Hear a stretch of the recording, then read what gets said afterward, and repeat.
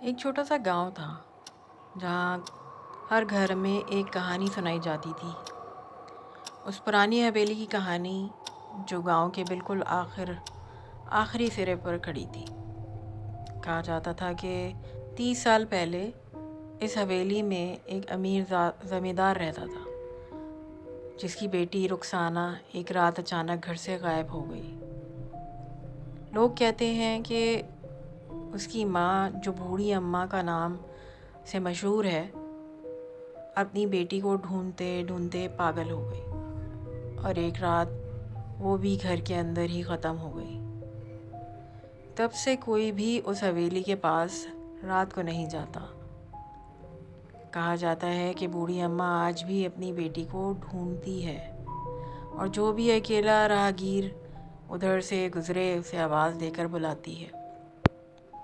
احمد شہر کا پڑھا لکھا لڑکا تھا، اپنی چھٹیوں میں گاؤں آیا تھا۔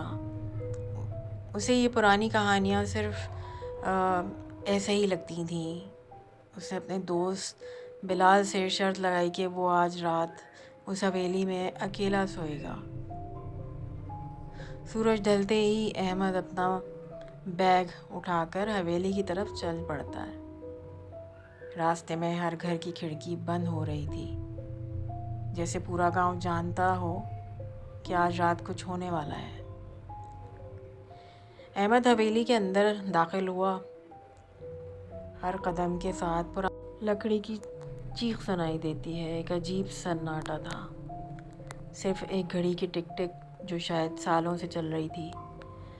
وہ ایک کمرے میں پہنچا جہاں ایک پرانا پلنگ تھا اور دیوار پر ایک تصویر، ایک چھوٹی بچی رخسانہ مسکرا رہی تھی۔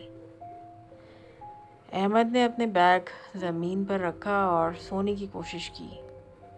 اچانک ایک دھیمی کانپتی آواز گونجی، بیٹا پانی پلا دو۔ احمد کی آنکھیں کھل گئیں۔ اس نے سوچا شاید کوئی مذاق کر رہا ہے۔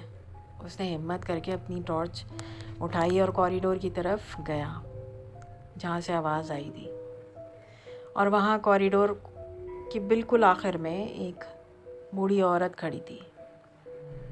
اس کا سر جھکا ہوا تھا، لمبے سفید بال اس کے چہرے کو چھپائے ہوئے تھے۔ اماں جی آپ ٹھیک ہیں؟ یہاں کیا کر رہی ہیں؟ احمد نے پوچھا۔ کوئی جواب نہیں آیا۔ بوڑھی اماں آہستہ سے اپنا سر اٹھاتی ہیں اور جب اس نے اپنا سر اٹھایا احمد کا خون جم گیا۔ اس کا چہرہ خالی تھا، نہ آنکھیں، نہ ناک، نہ منہ، صرف چکنی جگہ۔ احمد چیخنا چاہتا تھا لیکن اس کی آواز گلے میں ہی دب گئی۔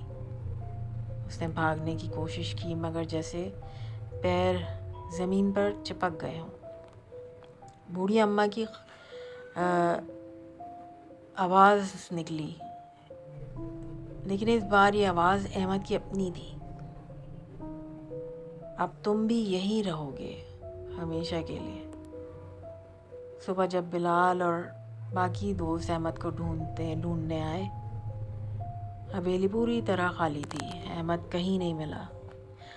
زمین پر صرف اس کا موبائل پڑا تھا، اسکرین جل رہی تھی اور اس پر ایک تصویر تھی، احمد کا اپنا چہرہ بالکل خالی۔ کہتے ہیں آج بھی جو کوئی اکیلا اس حویلی کے پاس سے رات کو گزرے، کوئی نہ کوئی آواز دے کر پانی مانگتا ہے۔